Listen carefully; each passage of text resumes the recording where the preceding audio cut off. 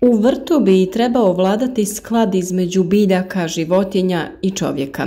Kad taj sklad nije narušen, ne dolazi niti do šteta. No kad se sklad poremeti, štete, uključujući i ove od puževa, mogu biti znatne. No uvijek postoji alternativa, čitav niz ekoloških mjera koje bi trebalo provoditi u borbi protiv puževa. Svake godine nas u povrtnjaku dočeka isti problem, puževi.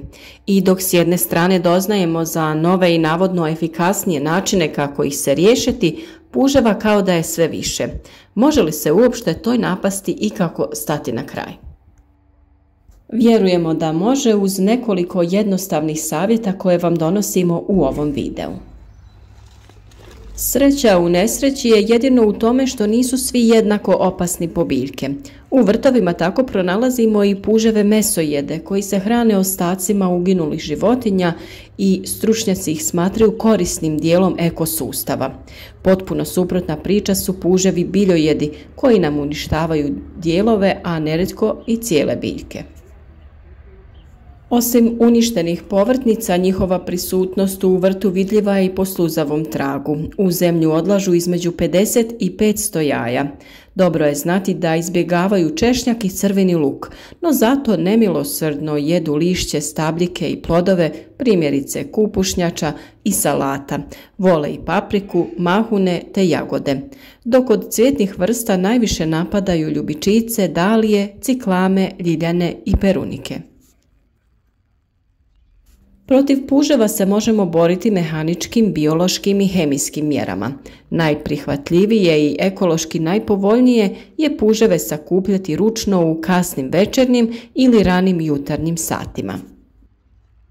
Sakupljene puževe moguće je uništiti dodavanjem kuhinske soli u posudu u koju smo ih stavili ili dodavanjem vode i sapuna, ali jednostavno ih možete i odnijeti i pustiti u prirodu. Često se za suzbijanje puževa preporuča i upotreba kuhinske soli, pri čemu se sol nasipa oko gredice. Ova je mjera efikasna, ali ekološki neprihvatljiva, jer dovodi do zaslanjivanja tla. Kao mjera borbe protiv puževa u ekološkoj proizvodnji preporuča se nasipanje rubova uz gredicu dijatomejskom zemljom, poznatom i kao kremena zemlja, a koja je u stvari sitni pijesak napravljen od silikatne sedimentne stijene koja je nastala taloženjem ostataka dijatomeja. Kupiti je možete u trgovinama sa poljoprivrednim repromaterijalom. A kako bi uništili puževa jaja u vrtu, treba provoditi češću plitku obradu tla. Nasipanje rubova uz gredicu dehidriranim vapnom je također efikasno, jer vapno djeluje dehidrirajuće na puža. No, stvarno treba voditi računa da se višekratnim posipanjem vapna mijenja pH vrijednost tla. Za ulov puževa mogu se koristiti i trapovi i lovne posude. U večernjim satima treba postaviti dasku na stazu u vrtu, ujutro dasku treba podići i sakupiti puževe. A mogu biti od koristi i deblja vlažna tkanina, kartoni, bale slame, otpadci iz kuhinje i nešto slično, koje također ujutro treba pregledati. Možete također oko biljaka postaviti plosnato kamenje i ujutro ga podignuti. Ispod kamena ćemo također pronaći puževe. Trap od biljnih ostataka kao što su listovi salate, kore od grejpa, naranče ili limuna, jabuke i krompira može se ukopati u tlo u blizini posađenog povrća i prekriti kartonom ili običnim novinama. Ujutro ćemo i tu naći veliki broj puževa koje treba pokupiti. Za istu namjenu koriste se i lovne posude. Čaše od jogurta ili lovne posude za puža treba ukopati u tlo i postaviti biljne ostatke, voće, suhu hranu za pse i mačke ili pak uliti sirutku. Puževi mogu biti raznih veličina, mogu se lako uočiti ovi veliki, ali također manje uočljivi su ovi sitni puževi koji će biti malo teži za pokupiti i za skloniti iz vašeg vrta. A da li ste znali da puževi vole pivo? Ova se spoznaja može koristiti također za njihovo suzbijanje. Lovne posude ili neke čaše treba ukopati u tlo tako da rub posude bude do 1 cm iznad razine tla. Nakon što postavite posudu, u nju naspete pivo. Miris piva privlači puževe, a lovne posude je potrebno redovito kontrolirati, prema potrebi prazniti i dopunjavati sa svježim pivom. Preko posude možete staviti i neki širi poklopac kako bi puževi mogli da uđu ispod do posude sa pivom.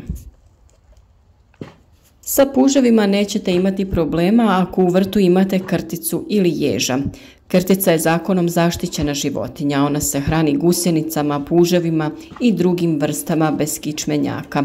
Problem predstavljaju nakupine zemlje koje ona izbaci izlazeći na površinu, ali ipak krtica je izuzetno korisna. Jež je također rado viđen u povrtnjaku. Omiljena hrana su mu puževi, miševi, drugi glodavci i kukci. Kako bi se nastanio, u vrtu je potrebno prirediti mu stanište ili neku kućicu. Povremeno puštanje u vaš vrt kokoši, patki i guski može doprinijeti smanjenju broja puževa, no kako one mogu nanijeti štetu povrću, poželjno je u vrt pustiti posebne indijske patke trkačice.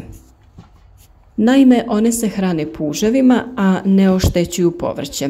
Indijska patka trkačica potječe iz Indije. Stalno se kreće, odnosno trči, i po tome je dobila i ime. Tijelo joj je vitko, usko i gotovo uspravnog položaja. Postoji više sorti koje se razlikuju po boji. Jako korisni kukci su i trčci. Oni se hrane jajima puževa i samim puževima, ali i gusjenicama i žičnjacima.